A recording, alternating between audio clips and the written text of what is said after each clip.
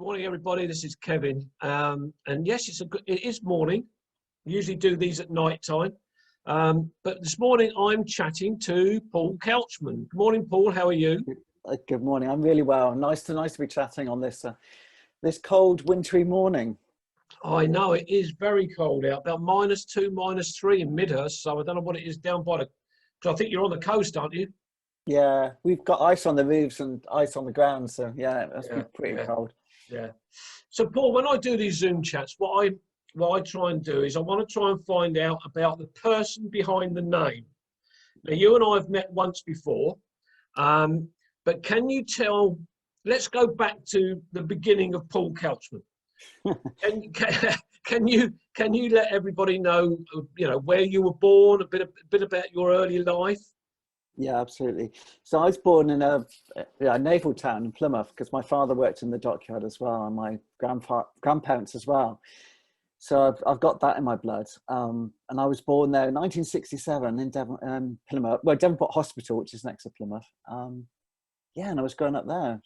Quite an amazing place. But I haven't been back. So I left when I was 19, and I haven't been back since then. All right. So there's. You say the family worked in the dockyards. What sort of work did they actually do in the dockyards? So my father painted the inside of nuclear submarines, the tanks. Oh, right. So, massive jobs. He was a painter, and my grandfather was an electrician, right, with the dockyard as well, and also a sailor. So he'd been on the ships and stuff during the war. Oh, right. So, okay. Yeah. So do you know where he was? In the Atlantic, or? Yeah, no, it was right because he talked about the equator and stuff. So it was, it was over there. I can't remember all the details. It's when you're young, you don't take as much interest, do you? And I'd love to have remembered it all. What I do know is that both my grandmother and my grandfather on that side anyway worked as servants, which I think is quite nice. And that's actually how they met each other. Yeah, yeah. So I really like that connection, because what I'm doing now is, by sort of pretending to be a servant, and I've actually got that in my family, so that's deep in my roots. I like that connection with the past. Yeah, funny enough, when you say about you can't remember it, or you don't ask because you're too young. I had a similar conversation earlier on. I'd been asked to do a bit of research into Midhurst Police Station in the 1800s, and the lady I was talking to at the current police station, I said to her, the trouble is, when you're young, you don't ask the questions that you should be asking of your parents or your grandparents, because once they're gone, all that history has gone with them, and you'll never get that back. And that's, to me, that's very sad, because my grandfather was at the Battle of the Somme and Ypres, and he was Royal Corps of Transport, so he was on the ambulance corps. And the stuff he would have seen would have been horrific, but that's all gone. We'll never get that back again. So as you say, the stuff that you should have asked perhaps years ago, that's gone as well. Well, one of my greatest regrets, I haven't got many regrets. One of my greatest regrets is we did a history project, and we were told to take a tape recorder and record the voices of our grandparents and let them tell a story and stuff. Yep. Well, I messed up with the recording. The tape recorder was too far away from my grandmother. We played it in the classroom, and the guy who played it, the teacher, played the tape, but they couldn't hear anything, and so they turned it off, and that was it. And I haven't got the tape anymore.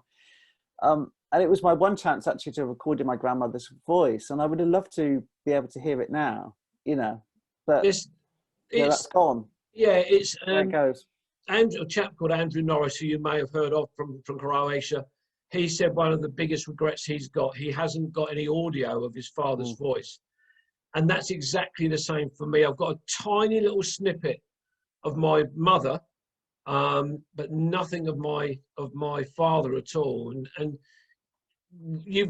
with photographs, you've got a visual reference to what they look like, but it's the sound of their voices that was so important. My cousin in Nottingham, she's found a very old tape that has got our grandparents' voices on there. Oh, brilliant. But her tape player doesn't work properly. So she wants to try and find somebody that can take that audio from the tape and put it onto disc. But it's quite an expensive process, evidently. But you know, hopefully one day she'll be able to get there. Yeah, it's really worth doing because I know it Oh, takes absolutely. grades, doesn't it? So you've got to be a bit careful. Yeah, It's good yeah, to get it onto something else just in yeah. case. I think there's a Wow. terminology called baking. I think they sometimes have to bake a tape. Right. But of course, baking is something you know a bit about. Yeah, yeah. So we'll come on to that in a minute. So you left Plymouth when you were about 19. To go to, I went to London. Okay. Yeah. And Originally, did you go to university or? well, that was the plan. I wanted to be a journalist. I mean, that was Right. one of my goals. And that was right from when I was about 14, 15. I wanted to be a journalist. Mhm. But that all went wrong and I ended up working in the theatre instead. So I worked backstage Oh, in the right. theatre. Yeah, yeah. Yeah. On Well, musicals.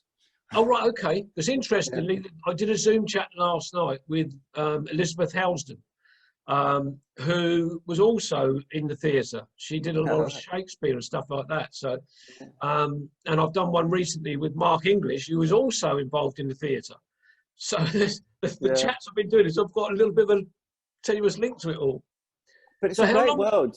Yeah, Well, not well, long. I mean, you know, it wasn't long. It was only about two or 3 years. Yeah. Because then I moved to Amsterdam. But I worked on chess when it was in London. So it was in the late 80s. Yeah. And I worked on Les Miserables as well backstage. That was fun.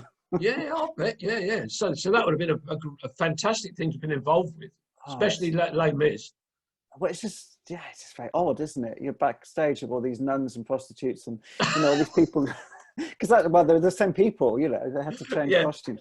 Yeah, so it's all very strange and everything goes so fast, you know, it's all very, and you walk through these tiny little corridors and, it's all just very amazing. Yeah, it was great. Yeah. Great fun. So I remember everything.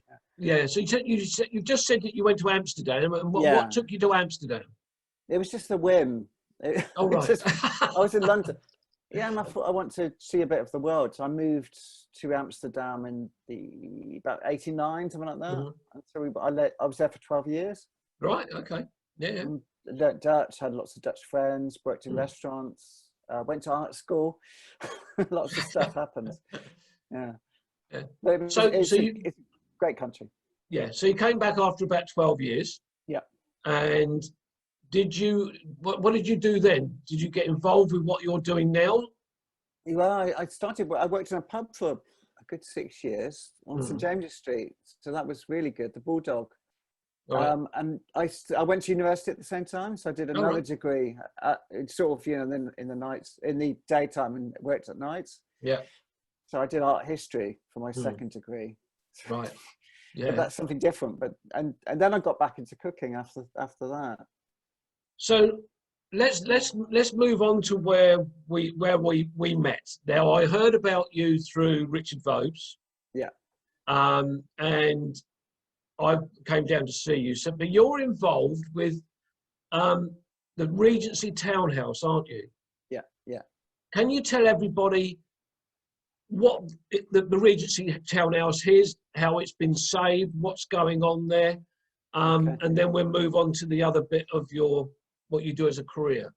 Yeah, so it's a big project, but basically it's a house that was built in the 1830s that's being restored, and it's the whole thing from the servants' quarters in the basement to the top, to the attic now. So we've got the whole house, and then we also got another basement as well. So we've got 2 basements, both with servants' quarters, and the other basement is even better preserved. So you've got all this history that's just lying there still, you know, not much has changed. And in that building, we do lots of history projects. So there's projects involved with archives and with census returns and stuff. So we help them to discover their own history through the information that's available still, through the records. So they try and make it more simple because it's quite complicated looking through records. And we've got a database that makes it all a bit easier. So you can collate all the information together and find out about where you've lived, you know, own area and stuff. So it's fascinating, and lots of art projects going on in the house as well. So it's quite all encompassing. Yes. And the whole aim of the townhouse is just to get people really enthusiastic about history who may not have been, you know, and that's where the cooking comes in. Yeah, really. But I believe you, if memory serves, you were telling Cynthia Walder and I when we came for a visit which you very kindly showed us round. But I think, wasn't it saved by one person that invested? Yeah, I should say that. Yeah. So Nick Tyson is the guy in charge of the whole project, and in 1984 he started buying up bits of this building. So the basement was bought first, and eventually he bought all the other apartments above it and made it into one house again. Because of course it wasn't. Yeah, he's the driving force behind it. Yeah. But what he's great at doing is finding people who share his passion, because he couldn't ever do it alone. So he's managed to get a whole sort of army of people who are just as passionate about the building as he is. Yeah. And together we form a sort of, historic army that is able to push the building forward. That's really how it works. I hope you got a bit of a glimpse of that when you were visiting. Oh, it was fantastic. We loved it, and we both said after we came away that we'd love to come back again when some more of the restoration's done and have another look around. That would be fantastic. Yeah, because things have happened since you visited. Things have changed. I think it was about 2 years ago when we came down, wasn't it? Yeah. We look forward to that very much. So room's finished. I mean, I think the servants' hall is the one that was finished after you left. Yeah. You probably saw it in a bit of a battered state. And it was a bit. Well, the whole thing is, I mean, I mustn't. To conjure up a picture for people, it's not a complete project. It is really a work in progress. But everything that's being restored is being restored to its original way it looked, isn't it? Yeah, and also using probably what I said to you. We're using the same techniques and where we can the same materials. It's really Nick's a real stickler for detail and for doing things in the right way. Yeah, and that kind of does shine through the whole building. You do see that. It doesn't feel like it's been rushed or, well, it definitely hasn't. It doesn't feel like it's been rushed or done badly, because everything has been done perfectly. Yeah. What we have done, And I think one of the things that impressed Cynthia and I when we first arrived was the main entrance door. Oh, that's so beautiful. And it's got the panel above it, hasn't it? And then I think there's another doorway inside with another panel above. It was just beautiful. It was just lovely to see. So just describe it. It's like a great big round window that's above two sort of double doors as you come in, all stained glass, all with different bits of glass. And it's quite spectacular, especially when the sun shines through it. Absolutely. Yeah. Beautiful. So I know you've been hands-on, you've been helping with the restoration and things like that. But is this where you started with your historical, is it historical cooking or historical chef or? Yeah, you see, I've always been, right from the beginning, I was fascinated by cooking. And in Amsterdam, we actually set up a restaurant, a sort of squatters restaurant, basically it was. So we served people in the weekends, and it was a whole team of us. So I've always, I love the idea of cooking for large groups. And because the kitchen, I helped restore the kitchen, and when it was finished, the kitchen was just an empty room, and I thought, well, we need to do something in here. And I thought back to my passion for cooking, and I decided to combine the two things together. So it was sort of, empty kitchen and love of food, and I've just fused that together now. And got other people involved as well. It was not just me now, So I was just about to say, I've seen photographs and things like that, and there seems to be quite a collection of people that are involved with you with doing this sort of thing.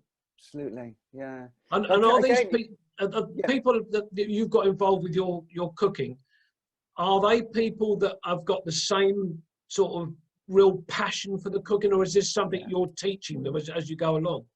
No, I mean, the main core of the people are just people that are absolutely fascinated by cooking. Some people have been educated in it as well, actually. Yeah. They've got more training than I have, some of these people. Oh, right. And that's what's great, because we learn from each other. I mean, of course, yeah. I mean, but when you what I love about some of the photographs I've seen, you're all dressed in the costume of the time. Yeah. And it just gives you the sense of, I can't think of the right word, of what it might have been like when everybody was mucking in, helping out, and things like that.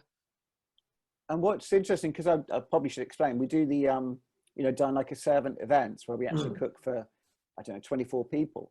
And what's funny, we're dressing up in all this stuff, but we're also cooking this similar recipes that would have been cooked, and also using the same space in a similar way. So it's all this going up and down the stairs with heavy pans. Yeah. So it's really like traveling back in time, because you've Yeah. got this strange just this position between now Mm. and we're doing things that they would have done in exactly the same places with the same ingredients. You know, we're standing in the kitchen looking up through the skylight and seeing the same view, you know, Yeah.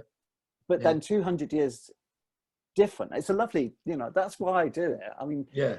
that's one of, you know, if you've got a good imagination, then you can just sort of, you know, imagine yourself back then, and that's quite special, isn't it? It's a sort of cooking time travel, really. Yeah. And I know you're trying to collect old cookery books and the old utensils and that you used in the kitchen and things like that. And so if there's anybody out there that this reaches that has got any old cookbooks and utensils, how could they contact you sorry, go on. Yeah, I mean, for any of my social media, so I'm called the Regency Cook, and I do a lot on Instagram, I do a lot on Twitter, and I've got a website as well, which is my name, Paul Couchman. So if you just Google Paul Couchman, you'll come across me. And I've been given, I mean, I can show you now. I mean, you know the story, don't you, about this cookbook? Do you know the story about? Have I shown you? Well, I'm not sure. No, well, I'll tell it. Shall I tell you? Yeah. Yeah, go on, yeah, but please do, yeah. Because on Instagram, I'm quite big on Instagram, and somebody approached me through Instagram and said, I've got this cookery book that I found. It's quite old. Would you like to have it? And it's this book, and it's actually handwritten, and I'll open it up for you. Can you see it? It's got a beautiful. Yeah. Absolutely. So it's sort of a cookery notebook, really. They call them, in the terminology, manuscript cookbooks, and there's lots of them.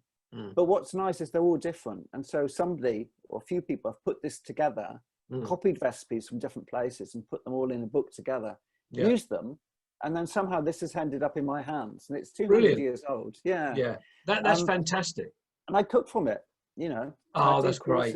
That's and great. I take a recipe, and I will share that with people in the world, you know, and they'll be cooking that. So Go on. Well, I get emails from people they've said, I've taken the recipe from this book, I'm cooking it, I'm passing it to other people, you know, in, I don't know, in Argentina was one of the places. I thought that was bizarre. Australia, you know, so the recipe is coming from this book 200 years ago. Yeah. Through me, and then through the internet, and then to someone else in another country, and they're passing on to their friends. And it's not lovely, isn't that? Absolutely. Yeah. I think in some ways we're very lucky to live in a time when we've got the internet. Yeah. Because it puts, I wouldn't have been able to have done this, 15 years ago, or perhaps, you know, it was like 5 years ago. Yeah. 5 years ago, yeah, exactly. Technology changes so quickly. So we're sort of coming really sort of towards the end of the chat, but where do we see Paul Couchman in another 5 years' time? Still at the Regency Town House. Well, that's interesting because, of course, I've not been at the Regency Town House because of the COVID thing. Yeah, of course, yeah. So I've done all my courses online. So I've been using my own kitchen and doing it from there. Yeah. And that's going really well. So in a way... Oh, brilliant. Well, I've got this sort of Regency Town House as an idea, but in essence, it doesn't need to... I don't need it, you know, I don't need to carry on doing it, but I probably will because I really like cooking for people. Yeah. You know, and don't we all like the idea of sitting around a table and eating food together with other people at some point anyway? So I'm really looking forward to that. Yeah. When Cynthia and we arrived, somebody called Paul Couchman was late. And we were invited in by a group of people that had never met us before. They were having a meeting. And they were so lovely. They invited us in, sat us down, made us a cup of tea. And Cynthia and I said, that was just incredible. You know, they're having this meeting, these two strangers turn up, and they were so welcoming to us. And they were talking to us as well. But it was just a lovely feeling to be welcomed into a group of people that didn't know us. They were so friendly towards us. Yeah, that's very much the townhouse. I mean, that is very much the ethos of the townhouse. Yeah, because we're so used to having new people, new volunteers come in, so it's just like second nature now. And you forget that. I mean, like I said, I haven't been there a year, and you forget all those lovely things about the townhouses. Yeah. We do think, because the great thing about the townhouse is that we all share this passion for history. And so if you know someone shares that passion, because, you know, Julie probably asked you a few questions, and, you know, you have something to bond about, don't you? Absolutely. Yeah. It was a lovely place. As I say, we'd love to come back and see what happens and get Mr. Couchman to give us another tour. And but let me throw something in, as you're a cook, a famous cook. Okay. I'm borderline type 2 diabetic. Yeah. How would somebody 200 years ago have produced something edible for someone like me? Yeah, I mean, it's the only real problem though is the sweet things, you know, it's the desserts and the puddings and stuff like that. Yeah. How are you with fruits? I mean, do you find that tricky? No, fruits are okay. It's just that when I was first told I was borderline type 2 diabetic, they said to me, "Can you tell us what you take to work with you?" And so I said, "Yeah, my sandwiches, and I'll take an apple and a banana." And they said, "Oh, because you have an apple at lunchtime and a banana in the morning break." I said, "No, I'll have them both at the same time." I said, "You can't do that. You can't mix the two fruits because they're producing the sugar." Yeah. So I have to be careful even that way. Yeah, because when you said that, I was thinking about dessert, which is poached fruit, but I'd have to be careful then with the quantities, wouldn't I? Yeah. How much you could eat of that. Yeah. I mean, yeah, and also, yeah, it's mainly quantities, isn't it? So you can have something a small bit of something, but not necessarily a large portion. That's right. Yeah. I'm not as good as I should be. Wow. And I said to you a bit earlier on before we started the Zoom chat, I've actually been for my annual blood test today. So next Tuesday I'll find out if I've slipped up 6.5 is the magic figure, as they call it, and I've been about 6.4 for about the last 2 years. So it's a snapshot though, isn't it? Yeah. So you could have been good all year, and then it just messed up on that last month. Right. Yeah. I mean, So look, yeah, I know it's a difficult one, but there is diabetes in my family anyway. But from my GP said to me, in your case, Kevin, you're just unlucky. So thanks very much. Yeah, I mean, it's a trick. Historically, it is tricky, but I mean, the only good thing I can say is if you were poor around the 1830s, you wouldn't have had much sugar in your diet anyway, because it was relatively expensive. So sugar gets cheaper through the 19th century onwards until they get to the sort of levels that we eat sugar now at the end of the 19th century.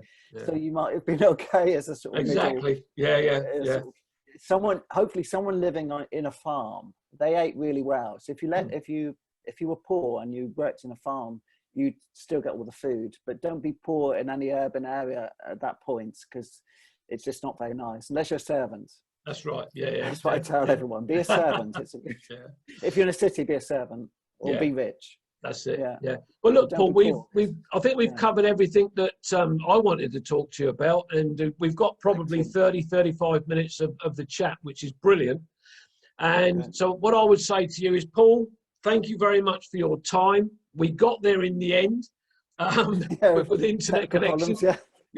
And in fact, the internet is just from your end is just beginning to break down again. So we're lucky. But it's not a problem. Paul, thanks very much. Please take care of yourself and stay safe. And we'll see you again. Bye-bye. Okay, bye. Bye. Cheers, Paul. Bye. Thanks, eh? Not a problem. Okay. No, it was great. That was great. I enjoyed that. It was good talk. Good. Cheers. See you later, Kevin. Yeah, bye-bye, Paul. Goodbye.